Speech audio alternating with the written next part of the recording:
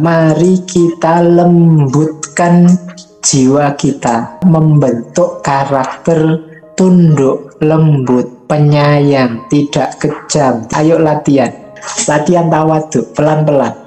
Karena jiwa yang tidak tunduk, tidak tawaduk, sulit untuk mengutamakan yang lain. Kalau kita tidak bisa mengutamakan yang lain, bagaimana kita bisa jatuh cinta?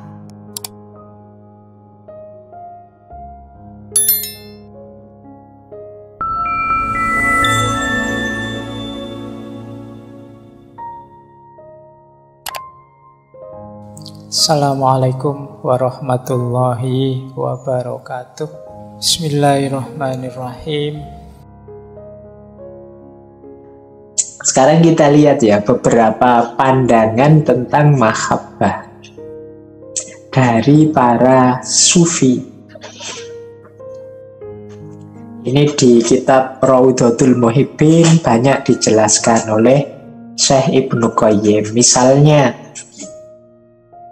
mahabbatullah itu kata Syekh Haris Al-Muhasibi yang dulu pernah kita bahas, kecenderungan terhadap sesuatu secara total dan mengutamakan yang dicintai itu dari diri sendiri dan semua yang dimiliki.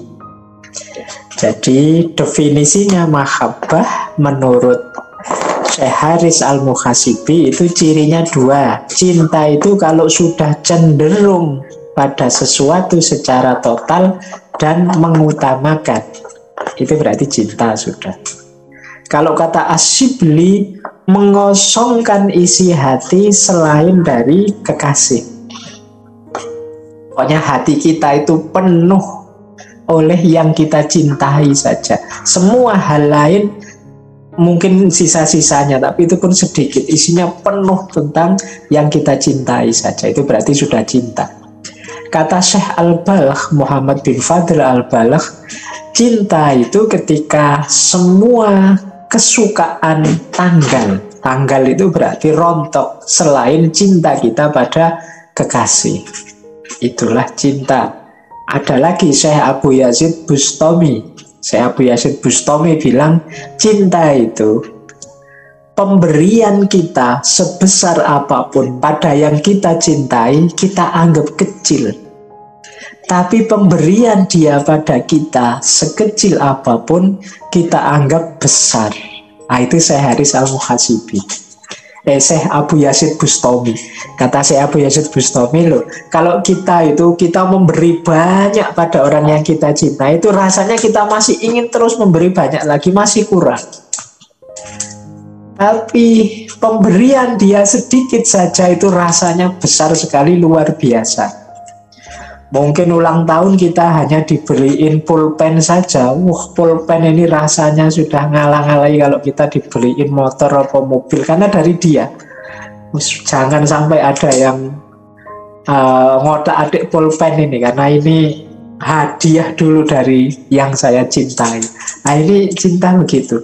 Berarti apa? Kalau kita cinta kepada Allah itu, pemberian Allah yang sedikit saja itu kita syukuri sedemikian rupa. Harusnya begitu.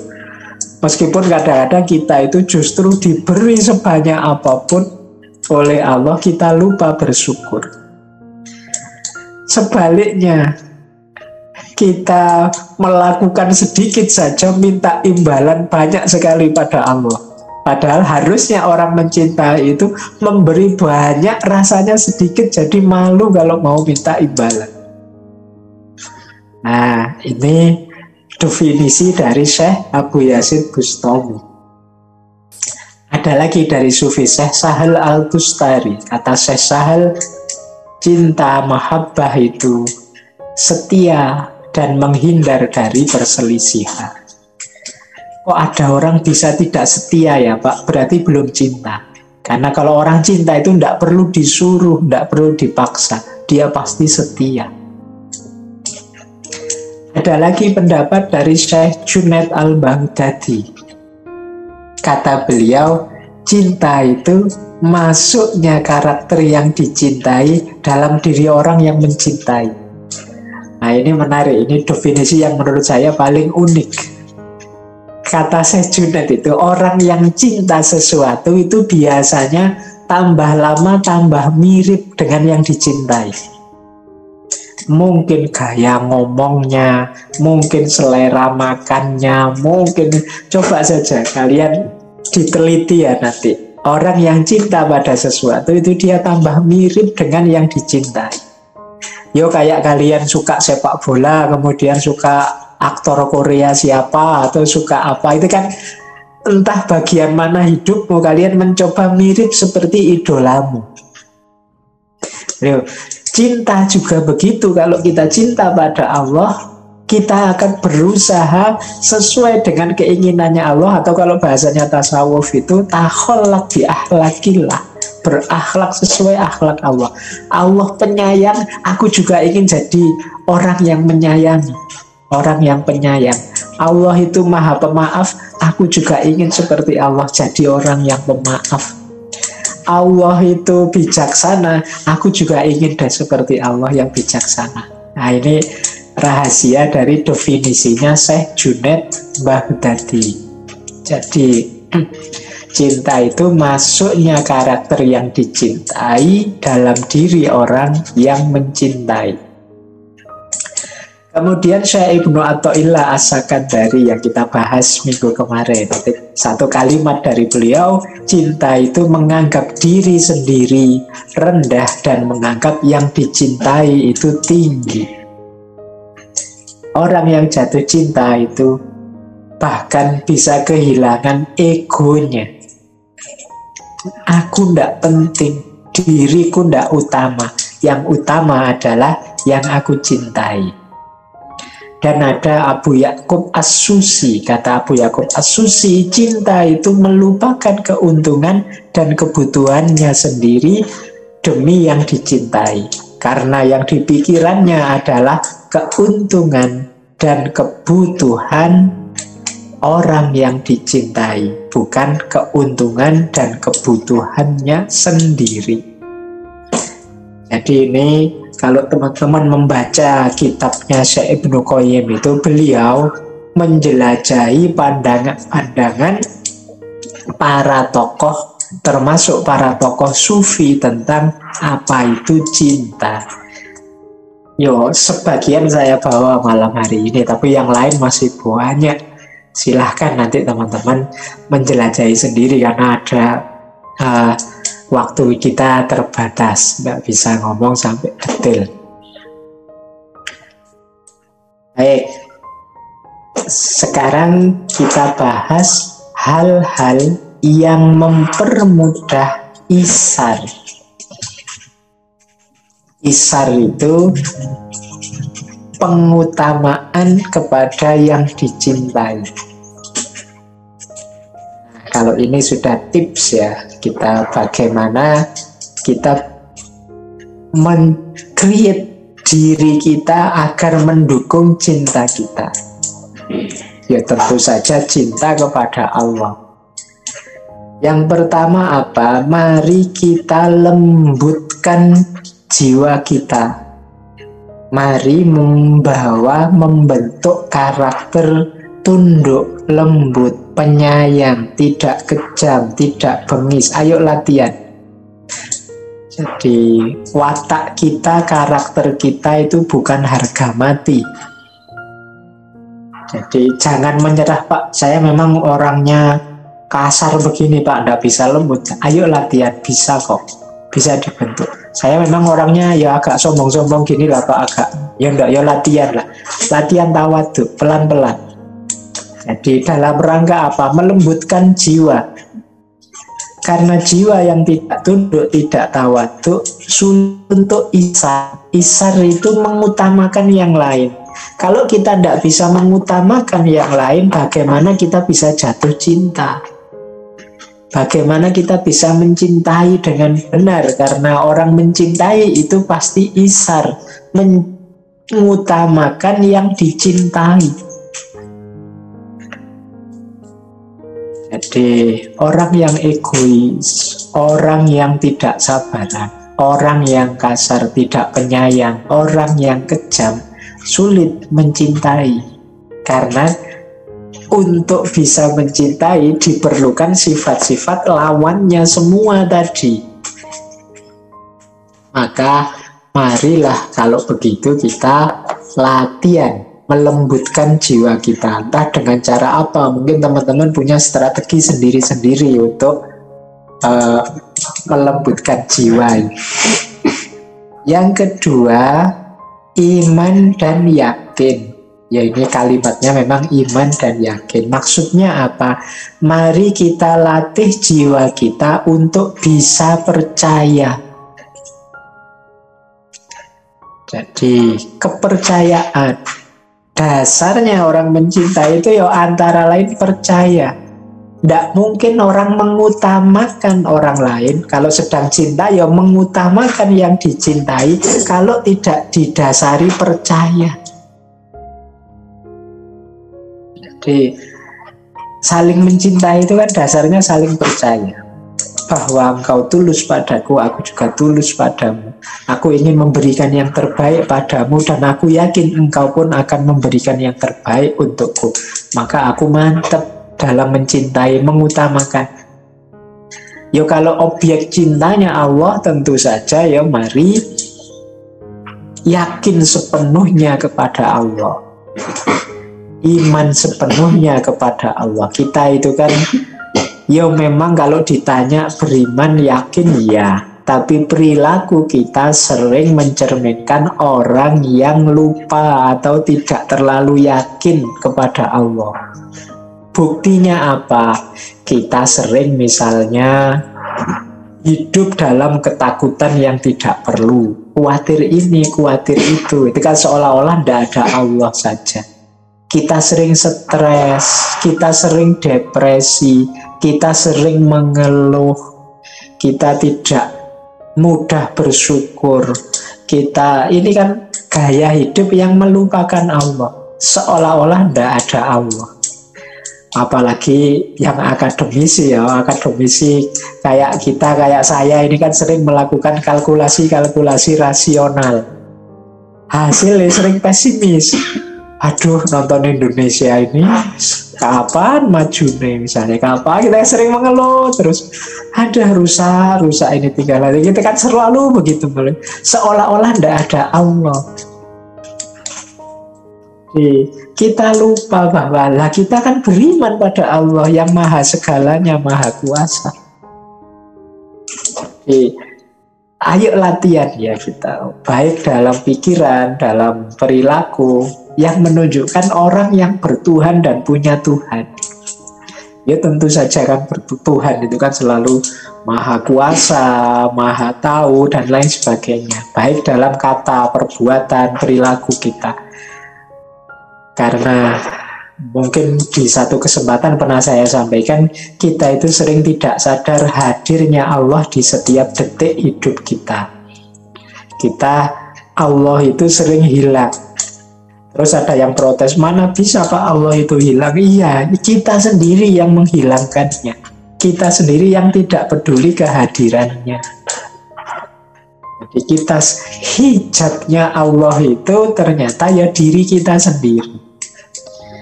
Maka mari kita latihan ya di aspek ini.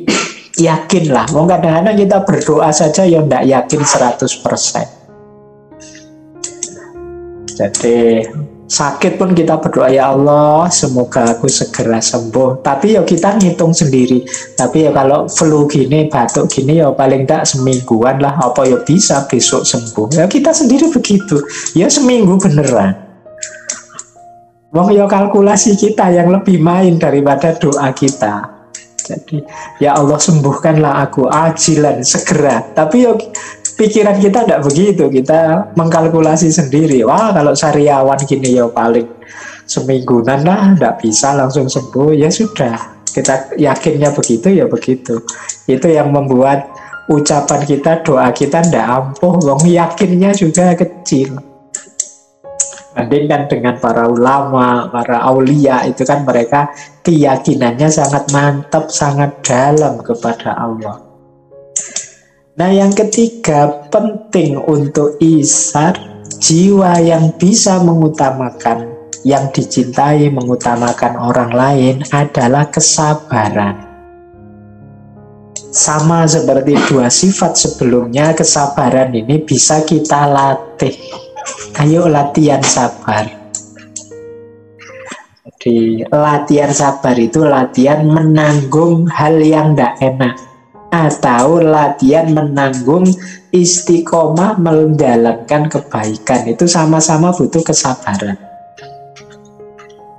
Ini juga latihan.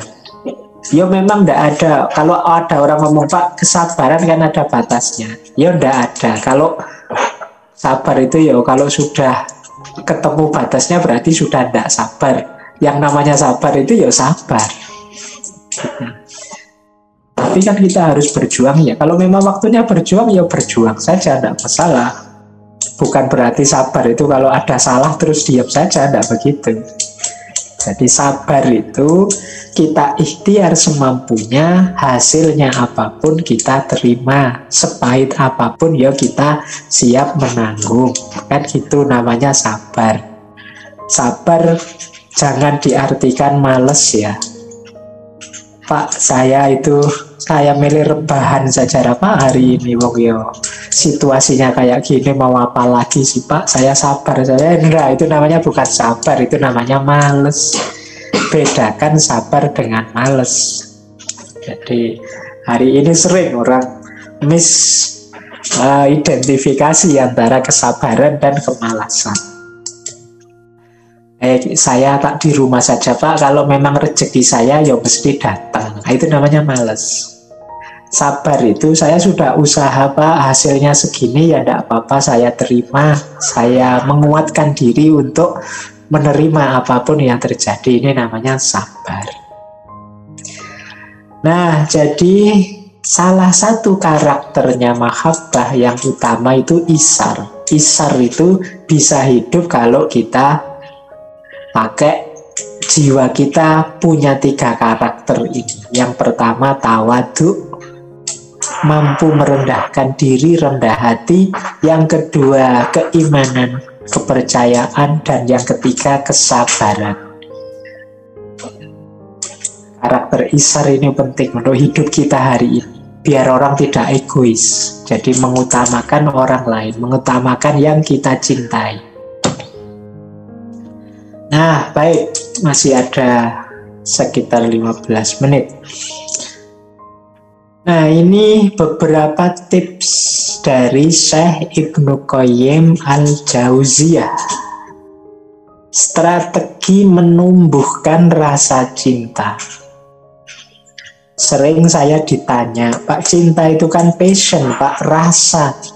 Bukan kepatuhan, sekedar kepatuhan, bukan kewajiban-kewajiban, sekedar menjalankan apa yang tertulis, tapi dalam cinta itu terlibat rasa. Nah, kata Syekh Ibnu Qayyim, untuk menumbuhkan rasa cinta kepada Allah itu ada beberapa strategi yang bisa kita ambil. Yang pertama apa? Ayo teman-teman, membaca Al-Quran sambil direnungi maknanya. Nah, ini kayak tembang yang Tombo Ati itu loh, yang dari Sunan Bonang. Itu kan yang pertama, moco Quran sak maknane. Ini memang penting teman-teman, moco Quran sak maknane ini, membaca Al-Quran dengan maknanya. Jadi kalau kita mungkin jarang, kalau baca Quran mungkin banyak lah kita yang merutinkan, tapi dengan maknanya, ayo coba kita selami pelan-pelan maknanya. Kenapa? Dengan menyadari betapa dalam, betapa luas, betapa dahsyatnya makna-makna Al-Quran yang cocok untuk segala situasi, yang bermanfaat untuk berbagai kondisi. Itu memungkinkan kita untuk jatuh cinta pada Allah yang menurunkannya. Betapa maha kuasa Allah, betapa maha besar Allah, maha benar Allah dengan segala firman-Nya. kalimat shadaqallahul azim itu kan ekspresi ketakjuban. Maha benar Allah ternyata dengan segala firman-Nya. Loh, orang itu kan kalau sudah takjub itu kan dekat dengan jatuh cinta. Orang kalau sudah wow itu kan mudah untuk terbawa ke ranah cinta. Lihat orang cantik sekali, wow itu kan menjelang cinta. Gagah sekali, wow. Loh, shadaqallahul azim waktu kita ngaji itu kan dalam rangka apa? Betapa Allah maha benar. Wow. Nah itu makanya ngaji Al-Quran, membaca Al-Quran sambil merenungi maknanya memudahkan kita untuk tumbuh rasa cinta kita kepada Allah. Jadi mungkin teman-teman yang merasa, Pak, saya ini kok masih kewajiban-kewajiban ya Pak, masih belum tumbuh rasa itu. Ayo perbanyak ngaji, perbanyak membaca Al-Quran sambil direnungi maknanya. Entah nanti di ayat berapa hatimu tersentuh, entah nanti di makna yang mana hatimu tertambat, akhirnya jatuh cinta sama Allah. Setiap orang mungkin punya momennya sendiri-sendiri, tapi kejarlah itu, jangan diam saja.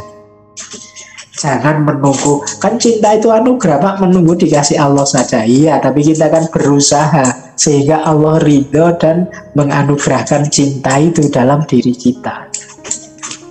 Yang kedua, memperbanyak pendekatan kepada Allah. Jadi kalau ini mungkin berlaku seperti pepatahnya orang Jawa, tresno kuwi jalaran saka kulino. Semakin sering bersama, semakin mungkin muncul rasa cinta itu. Maka ayo diperbanyak momen kebersamaannya dengan Allah.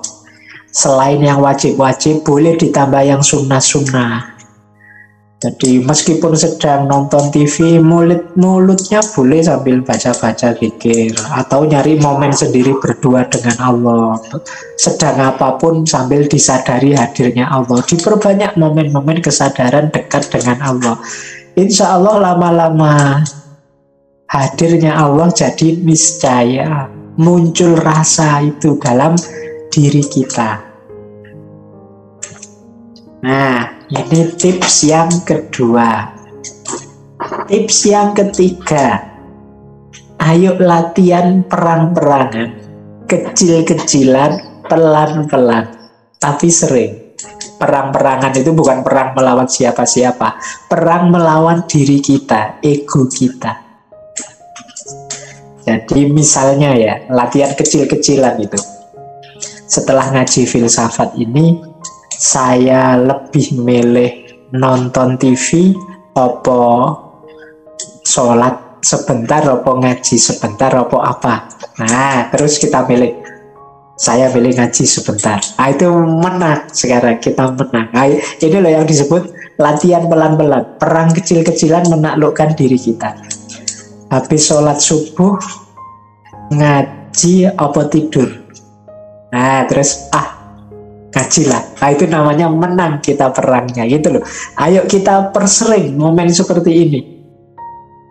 Jadi ini pas buka HP, buka situs-situs aneh-aneh atau berita-berita atau Twitter gegeran tidak jelas, apa mending baca buku yang manfaat, nambah ilmu saja. Yang nambah ilmu saja. Loh, ini berarti menang. Kita mengalahkan ego nafsu kita untuk yang negatif-negatif. Ayo dipersering begini. Dalam rangka apa sih? Biar diri kita ini lebih sibuk, lebih penuh dengan kebaikan-kebaikan dengan Allah. Akhirnya apa? Yang kotor-kotor tergusur. Kalau yang kotor-kotor tergusur, jiwa kita jadi jernih. Kalau jiwa kita jernih, lebih dekat kita kepada Allah. Jadi lebih mudah rasa itu muncul, karena selama ini terhijab oleh berbagai hal-hal negatif dari Allah. Nah, ini tips yang ketiga untuk bisa menumbuhkan cinta kepada Allah. Tips yang keempat, kalau ini mudahnya adalah belajar. Jadi mengenali Allah lebih dalam, memahami nama dan sifat-sifatnya. Itu maksudnya apa? Yuk nambah ilmu terus. Jangan bosan-bosan belajar. Kalau pepatahnya kan tak kenal maka tak sayang. Berarti apa? Semakin kenal, semakin sayang. Untuk lebih kenal apa? Ayo kita kenali dengan cara belajar. Belajar apapun. Kan berarti belajar tauhid Pak, ilmu kalam Pak. Tidak harus begitu kalau memang tidak mampu. Karena buku-buku tauhid ilmu kalam mungkin berat. Belajar ilmu apapun jatuhnya bisa nanti sampai pada kekuasaan Allah atau keindahan Allah. Jadi mari kita lebih kenal Allah, lebih kenal Allah dengan jalan apapun. Yang kelima, menyaksikan ciptaan, kebaikan, anugerah, dan nikmat-nikmatnya. Jadi mari kita hitung-hitung terus nikmatnya Allah pada kita. Itu memudahkan kita cinta pada Allah. Dan itu tidak sulit. Tidak sulit sama sekali. Banyak sekali. Jadi kita bisa ngaji malam hari ini, kita masih sehat. Mungkin ada saudara-saudara kita yang di rumah sakit, sedang sakit. Mungkin ada yang berjuang macam-macam, kesulitan ini, kesulitan itu. Alhamdulillah saya dapat nikmat ini, dapat nikmat itu. Ayo kita hitung-hitung terus, kita pedulikan terus berbagai anugerah dan nikmat dari Allah ini. Dan saya yakin pasti jauh lebih besar dibandingkan kesulitan dan ujiannya. Nah, keseriusan kita menghitung nikmat-nikmat ini insya Allah akan membawa kita kepada rasa cinta kepadanya. Selanjutnya, untuk menumbuhkan rasa cinta adalah latihan menundukkan hati di hadapannya. Menundukkan hati itu semacam kayak kalimat alhamdulillah itu loh. Apapun kebaikan, apapun kemampuan, apapun daya yang sekarang aku miliki, itu hakikatnya sumbernya dari Dia dan pasti di bawah Dia. Di bawah itu maksudnya levelnya tidak ada apa-apanya kalau dibandingkan Allah. Jadi ini dalam rangka apa? Menyadari bahwa kita itu kecil di hadapannya. Berarti kita sangat butuh padanya, sangat tergantung padanya. Ketergantungan kita, kebutuhan kita kepada Allah ini memudahkan kita untuk cinta padanya. Jadi rasa tunduk di hadapannya ini kan penting. Banyak orang yang ibadahnya mantap tapi tidak tunduk. Tidak tunduk itu cirinya apa? Sombong.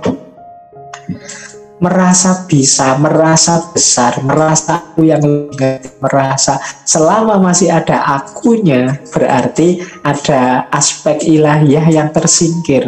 Seolah-olah aku ini bisa sendiri, seolah-olah aku punya daya sendiri, punya kekuatan sendiri, seolah-olah pikiran itu aku sendiri yang menghadirkan, menciptakan. Kalau masih ada ini, yuk kita masih merasa besar di hadapan Allah. Sulit kita akan jatuh cinta pada Allah. Maka latihannya adalah ayo kita tundukkan terus-menerus. Kita sadari kekerdilan, kekecilan kita di hadapannya. Kemudian ada rumus lagi untuk menumbuhkan mahabbatullah adalah memperbanyak kholwat. Ayo cari me time, kalau bahasanya orang hari ini ya, waktu untukku saja dan Allah, we time. Jadi kalau bisa kita mengambil momen semakin banyak berdua saja dengan Allah. Allah sebenarnya sudah membuatkan kita sih, paling tidak sholat 5 waktu. Itu kan momen kita bisa asik bersama Allah, berdua. Tapi kadang-kadang kita pun mengabaikannya. Ya marilah kita jalankan lebih serius kebersamaan berdua dengan Allah ini. Nanti insya Allah teman-teman, kalau kita mengakrabi Allah, dekat dengan Allah, mengupayakan untuk dekat terus dengan Allah, ada banyak sekali masalah-masalah kita terselesaikan. Percayalah, entah memang ketemu solusinya atau diri kita yang jadi lebih kuat dan tidak lagi tersakiti, tidak lagi stres karena masalah-masalah itu. Hasil dari kedekatan kita dengan Allah. Nah, ada lagi rumus selanjutnya, yaitu perbanyak interaksi dengan orang-orang yang juga telah mencintainya. Ini kita masuk ke frekuensi mereka. Kalau bahasanya tembangnya Sunan Bonang tadi ya, wong kang soleh kumpulono. Ayo sering kumpul dengan orang-orang soleh, orang-orang yang memang sudah mencintai Allah, biar ketularan, biar getaran jiwa kita ini masuk ke vibrasi mereka, frekuensinya biar nyambung. Jadi ya frekuensinya orang mencintai Allah, kalau nular ke kita kan akhirnya juga tumbuh rasa cinta kita pada Allah. Maka ayo sering-sering berinteraksi dengan orang yang mencintainya. Nah, yang terakhir, strategi menumbuhkan mahabbatullah itu menghindar dari semua yang berpotensi menjauhkan kita dari Allah atau menghalangi pertemuan kita dengan Allah, menghalangi hati kita dengan Allah. Nah, ini kita pasti sudah tahu kok, apa saja yang Allah tidak berkenan itu pasti akan jadi nambah jarak kita dengan Allah. Apakah itu kata-kata kita, perbuatan kita, bersitan-bersitan hati atau pikiran-pikiran kita. Kita sudah tahu mana yang baik, mana yang benar, mana yang Allah suka, mana yang tidak.